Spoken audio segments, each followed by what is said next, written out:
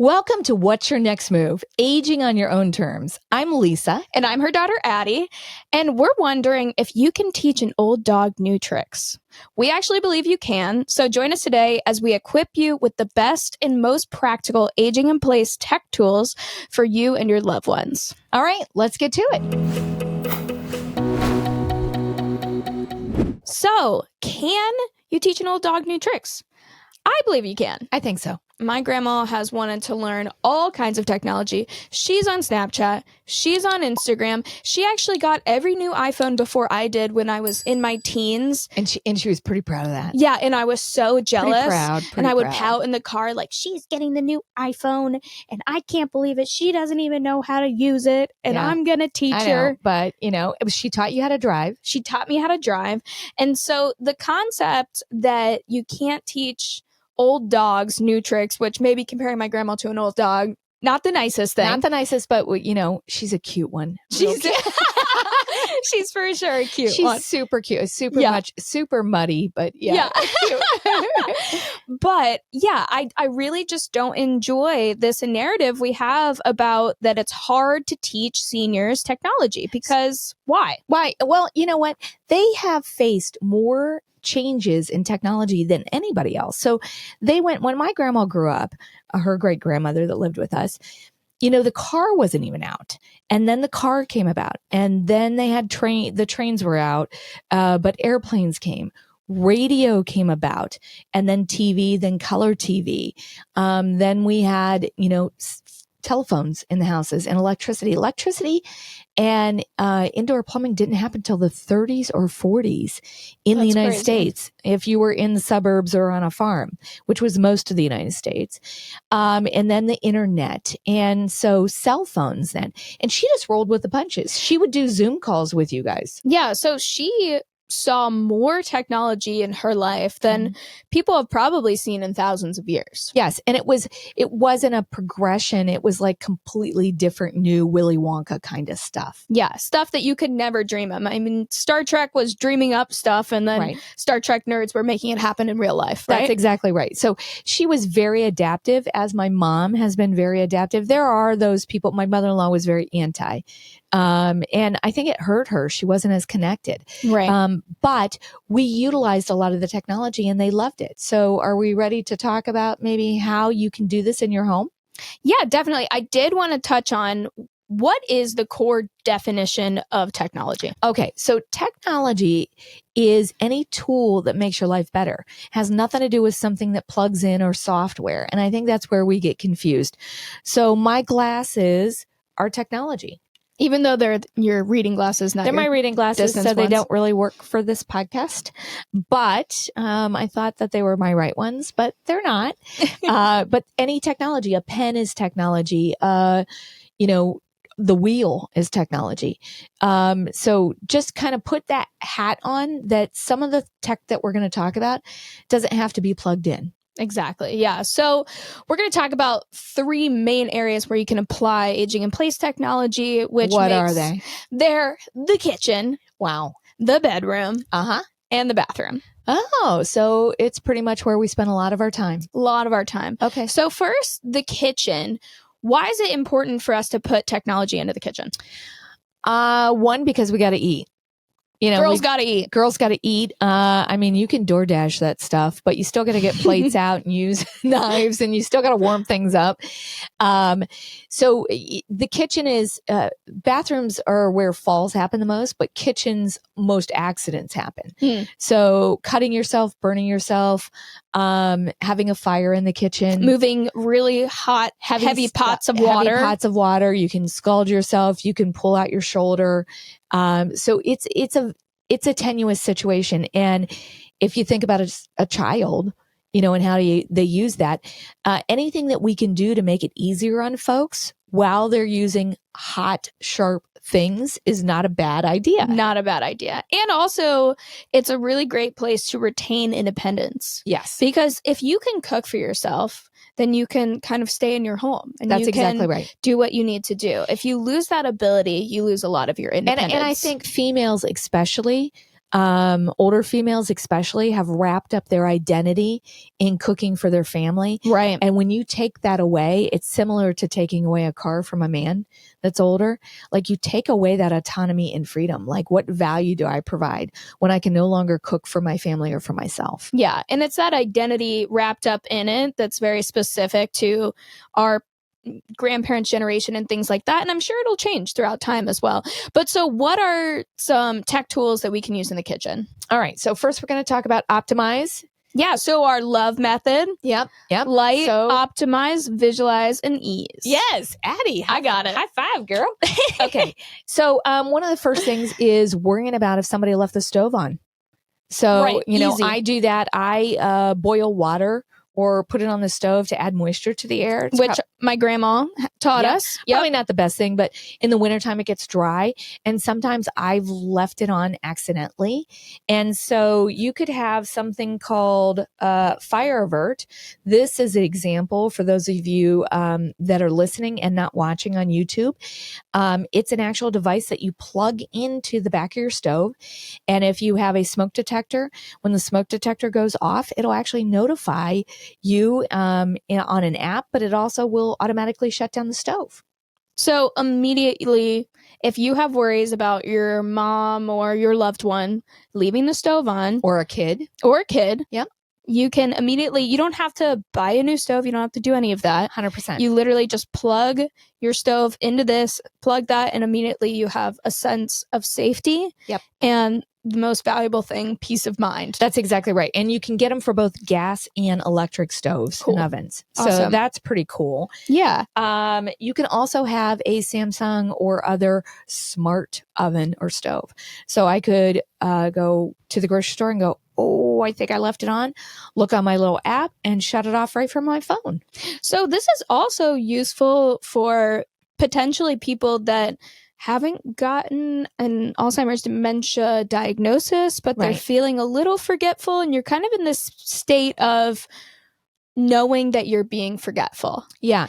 Or you could just you're just ADD, ADHD, and like just, me, highly distractible. Yes, exactly. Yeah.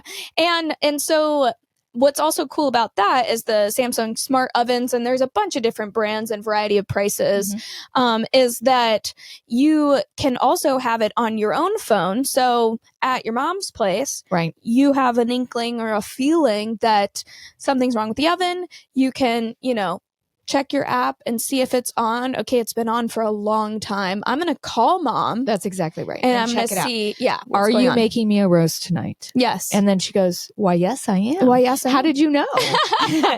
Otherwise, it's like, no, and the pizza just burned up. Yeah. So some other things is smart fridges. You might have forgot what you needed to get when you got to the grocery store. It can actually take pictures of what's inside your fridge, and you can look what you still need. You can order groceries from that. You can also use it like to watch videos, music, reminders to take your medications. And then Alexa and Google can work with your home as well. Yeah. There's some other things like a pot filler. That's great for anybody that has shoulder issues. So that's an example, a great example of technology that doesn't plug in. Okay, so a pot filler, very simple, kind of chic. You've seen it on Pinterest all over the place. Yep. But it makes it so that grandma can still make the giant thing of pasta sauce or the giant thing of whatever. That's exactly that right. she likes to do without having to lift a heavy pot of water, which I can barely do, over to the stove. Yep. And then lift that heavy pot of water back. So what you can do is Rosemarie Rosati, who has a great wealth of information. I was in her house. She's in a wheelchair, and she had the pot filler, and then she had a drain right by her stove that she could just empty it dump it over and dump her pasta into there. So I thought that was brilliant. Yeah. Height adjustable countertops and cabinets. Yeah. So in the Warner House, which the Warner House is an aging in place technology showcase. So in Airbnb, so people can rent it and stay there. And we wanted people to just be able to experience this technology for themselves in live action. Yes. And we have a lot of height adjustable things, and we use Presslet as our main vendor for that. And we have a countertop that actually raises and lowers. And why is that important? When you are short or you're tall and you're cutting, especially, you need to have proper leverage. And when you don't have proper leverage, you try too hard. And that's how you can really hurt yourself cutting and chopping, or your back gets hurt. Or you put yourself on a step stool and you might wobble off. Right. So, and that can be a sink as well. Yeah. We also have, and that's one of those things that every time we show somebody, what do they say? They're like, whoa. No, it's woo. Which we also have presslet cabinets that actually lower down to you. Yes. So for me, it's really useful because I've never used the top shelf of any cabinet I've encountered. Yep. And also my mom and I we've talked about this before, hopping up on the countertops and getting up. We've talked about that presslet cabinet just coming right down to you. It's good if you have a temporary, disability, mobility issue. Or you're just short, or you have short. a shoulder. The other thing is there's RevaShelf, which is not electronic, but it can do the inside of the cabinets, bring things down to you, or it can help lift things from the bottom cabinets up. Yeah. So at the Werner house, we have a KitchenAid mixer, which is super which heavy. is really heavy, and also it's kind of obnoxious to have it on the counter all the time. Yeah, and because I don't bake. Yeah, that too. Yeah, but so RevaShelf, basically it's just on this hinge and it's in our island, and you can just pull it up over top and it swings right out. It has its own kind of countertop. It carries a load. Yeah. And so it really doesn't hurt you at all. And then one of the other things that's great for the kitchen is purified water. We're taking enough meds as there is. Yes, it is. We do not need to have extra antibiotics or pesticides or hormones in our water, let alone chlorine and all fluoride and all those other kinds of things. So Brondell has a great water purifier, and it's one of the only ones that I've had people drink the water and like, oh my gosh, this is so good. This is amazing. I want more. Yeah. So I think those are some great things about the kitchen. I mean, there's tons more. And we kind of just wanted to give you some rapid fire, really quick, practical tools, and you can pick and choose what's the most useful for you. And so the next space that we want to talk about is the bedroom. So what's important about the bedroom? Ooh la la. Oh, geez. Well, yeah. So I think part of the importance of the bedroom is being able to have it room darkening so that you can actually get good sleep, but be safe when you wake up, when you might have to tinkle in the middle of the night. Yeah. So you can do that with a variety of different things, but under the bed lighting that auto comes on, that's motion sense, is a great way so that you're not tripping and falling when you're going to the bathroom in the middle of the night. That's exactly right. So that's one of the great things. There's also a mat that we have on Best Living Tech that is like a sleep mat. You put it underneath your back just when you first go to sleep, and it's got almost like golf cleats. I know this sounds horrible. Yeah, it's like little prickers, but it pricks your back, and what it does is increase the blood circulation. What they've found is a lot of people wake up because their back actually gets sore and you don't have your circulation. Yeah. So it helps you to sleep. So if you darken your blinds, if you have something that keeps your blood flowing in your back, and then if you have a sensor light, which you want to be amber colored so it doesn't wake you up, but it's automatic when your feet hit the floor, those are some great things. Yeah. And in addition to that, you want to have really good environment for sleeping, because sleeping cleans your brain. And for a long time, scientifically, we didn't know the purpose and blah, blah, blah. But now we know it cleans your brain. It's really a key indicator for your health and longevity in life. Right. So if you're going to start anywhere, starting there is a great place to start. And speaking of that, I have an air cleaner. Yep. In my room. You're spending the majority of your time, 8 hours. Yeah, sleeping. Right. So I sleep with an air cleaner. I do have asthma and some other things, but it really helps me. So that's one of the things. And then also a height adjustable bed. And I think as we get older, that helps with circulation, but it also helps if you've got a little cold or if you want to read before you go to bed, those types of things, so that you safely, as you fall asleep reading, you don't have to get out of your Barcalounger or your recliner and walk to the bedroom. You can just put your, bed down and go to sleep. And I wanted to ask you one more thing about, do you have any recommendations for people that are going through menopause? Oh, wow. I got a lot. So I think the Uller, which is a mat that you put underneath your bed mattress. And I sleep at 65 degrees. Super helpful for me because my husband did not want to sleep with me anymore because I was freezing him out of the bedroom. So he's wearing a hat and a coat and a jacket and gloves. This is ridiculous. And then there's a device called Happy, which it's an actual electromagnetic impulse or something like that can help you to go to sleep without taking a pill. It mimics that frequency. And also in the Warner house, we have a mattress that's called Molecule, and they have a whole line of. Oh, I love theirs. Yeah, that's a really great bed. And my mom has slept in all the beds in the Warner house so that we could see. I've slept around. Slept around.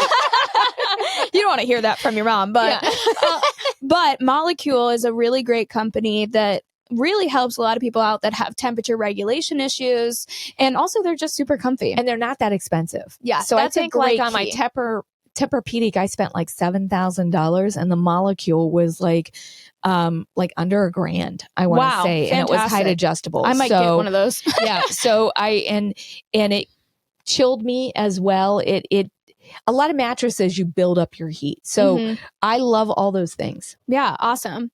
So we're moving out of the bedroom, but we're kind of asleep. We woke up in the middle of the night. Yeah, we had to tinkle. And we go into the bathroom and we slip and we fall.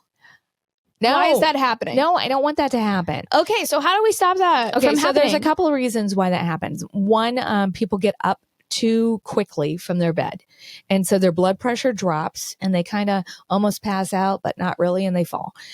Two, they might have a lot of junk on the floor of their bed. They might have threw a couple magazines on the floor after they read them. Right. And magazines are super slippery. Super slippery. So get a little thing to hold your magazines on the side of the bed or your nightstand. It might be light. Okay. You don't have a nightlight on. Right. Medications, problems with your medications can also be an issue. Or your bathroom could be wet. So the floor could be wet. So those are some of the reasons for slip and fall. So if 80% of falls, which a lot of people think it's the stairs, but 80% of falls occur in the bathroom. Yes. And it's a lot of that getting up in the middle of the night, it being wet, all these different things. So we have a lot of different tools. For instance, grab bars are just the first thing that we can do, which we've talked about this before. This is called grab accessories, but we also have a plethora of different things on Best Living Tech. Delta Faucets and a bunch of other manufacturers make these, but this is Live Well grab accessories. Some of the little things is they have grippers on the back. It's a toilet paper holder plus a grab bar, which subtly supportive. Yeah, subtly supportive. And it works much better than the ADA, American Disabilities Act grab bars, because those were built for folks that came back from a war that were 18-year-olds that had lost the use of their legs. So these were like male gymnasts, basically, fit young guys. Seniors are not that. Right. I am not that. So putting a grab bar, whether it's a toilet paper holder or an actual grab bar, a little bit forward of your toilet so you can roll on the toilet and roll off the toilet is really helpful. Behind you really doesn't help. Gotcha. Then the other thing is there's some grab bars that Live Well also makes that's up above the toilet. A lot of guys still pee standing up. Yeah. And they'll lean. And then to try and get off that lean. But if you have a grab bar that they can hold on to that's a little bit further out from the wall and also has a shelf to it, they can maintain their dignity. They can steady themselves while they're tinkling. And that's very helpful. And it also helps for those of you that have to clean that bathroom. And it also speaks again to optimize of making, a towel bar that's also a grab bar. So it doesn't have to be ugly to be supportive. Yeah. That's something we talk about a lot. Oh yeah. So one of the tools is paint the back wall that your toilet is on a contrasting color. Make it easy for you to see. Make it easy for you to see. Almost 99.99999 toilets are white. Right. So paint it a different color so that it's easy to see in the middle of the night. Right. Not your toilet. Don't paint your toilet. You could for fashion. For fashion. But paint the back of your wall and do it in a semi-gloss so it's really easy to clean with an antibacterial and antimicrobial. Yeah. And the other thing I want to talk about are, kind of bathing systems, tubs, showers, things like that, Presslet has some really cool stuff where it's a seat that's actually detachable so that you can take it out if guests are coming over, but it also has all of the water, and the controls for the water are right next to the seat. Right. And so one of the things that I hate with shower seats is that water is coming straight down on your face. I don't like that. Presslet has it so it's a handheld beside you, and you can control that. You can also, like Addie's saying, move that seat out if family members come over and you're embarrassed about having a shower seat. They also have a height adjustable toilet. Right. Brondell has great bidets. Toto has great bidets that'll close the seats for you and open them and take out all the odor. Yeah, and some of the coolest stuff that we have in the Warner house actually is the Assisto bathtub or bathing system. Yes.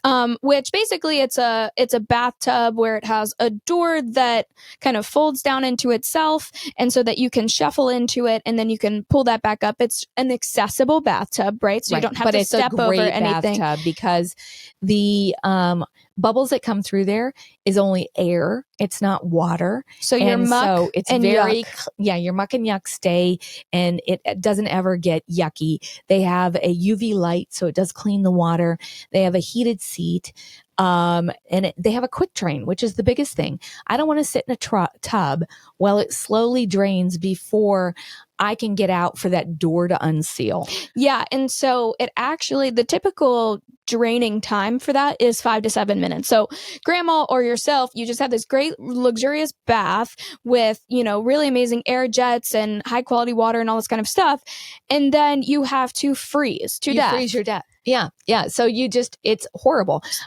But theirs, you just press a button and in, I think, 3 to 5 seconds. No, it's actually 15 seconds. Okay, it drains. So I lied. Yes. It's 15 seconds, it drains, and in 3 minutes, it fills. So 5 to 7 minutes compared to 15 seconds. So how that works is that it just specifically drains out into a separate basin that drains somewhere else, like out of your system. But it's this really just shift in the technology that makes all the difference. And it's one of my favorite tubs, and I'm a tub person, so it's a big deal for me to say that it is really one of my favorite tubs. If you're a shower person, some of the other things is Odie has these drains that instead of in the middle of your drain, it is a trench drain, which means it's a long drain, and it can go on the front of your shower or the back of your shower. And that way you have zero entry. If you have trouble lifting up your foot, you can just shuffle right in there, or you can wheel your wheelchair in there and not have any issues. And then also offset your plumbing. Put your knobs to your shower close to where your shower curtain is. Shower curtain is, and then that way you can turn on your water and get it to the right temperature before you get in. And also, that's a great thing too for caregivers or for people that are taking care of their loved ones.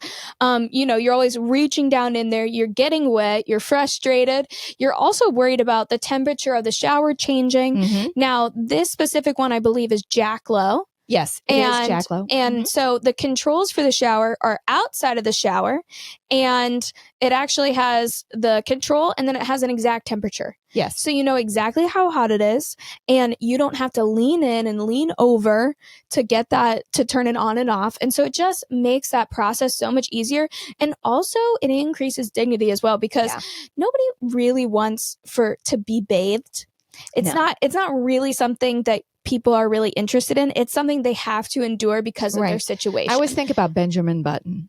Oh, Lord. And just really weird, right? Yeah. It's weird. It's a weird movie, but it's strange weird, thing. right? So allowing them the privacy, but still being able to control the water enables you to know that they're safe and everything is good in there, but you don't necessarily have to get wet and have to get into the shower 100%. with them. So Addie, are you just on this show to correct me on things that I did wrong? Because I need you. I think she's got more of the good stuff. No, for sure not. But the last thing I wanted to mention too was, so we're talking about night lights, right? So we want to remind you, always do amber, because you're not trying to disrupt your circadian rhythm and all that kind of stuff. Right. What's the circadian rhythm? Well, that's like what God put in you to tell you when to wake up and when to go to sleep. Yeah. And when you look at those blue screens, like your phone, like your tablet, like the TV, it's telling your brain To it's wake up. daytime. It's time to wake up. So it screws you all up. So you don't want to look at devices right before you go to sleep, but you don't want to have a light that turns on that's blue. Yeah. And so in regards to that, a really great way to have a night light that's also discreet. Like you might have a little bit of vision issues, and you get up in the middle of the night, and even your 50s and 60s, you're kind of having this issue, but you don't want to admit it to yourself. Right. A tool for that is we actually have Cambria Quartz, which was one of our vendor collaborators for the Warner House, provided this really beautiful quartz countertop for the bathroom, and we just put LEDs underneath that, and so it shines up and it lights up really beautiful. It looks super, super bougie and cool. Yeah. It looks, but it's actually a nightlight. Right. I mean, part of this is like, how do you make this look like it's an Architectural Digest or Four Seasons hotel? But really, these are just helping you to age on your own terms. Exactly. Yeah, exactly. And so today we've learned a lot. We've kind of thrown at you a lot of different things. Yep. And it's all about figuring out what's best for you, and figuring out what kind of perks your interest the most. But the most important thing is that when we're approaching these tech tools and implementing them in our own homes and our loved ones' homes, is that, remember that grandma has gone through more technological changes than you could ever imagine. And so it's really important that when you're integrating these things, to not get frustrated and to just take the time to kind of teach them. Yeah. And I think, if you want to start writing with your non-dominant hand, we talked about that before, the little bit of that frustration is how they're feeling every day. Right. Exactly. So Addie, what's one thing that you can do today to change your tomorrow for the better? So I would just say take 5 minutes to ask yourself or to ask your loved one which area, the kitchen, the bedroom, the bathroom, that you're most worried about. Yeah, I think that's good. Yeah, and there are plenty and plenty of creative solutions out there, and we're just here to help you navigate them. We are. So please watch and share. We just want to hear from you and help more.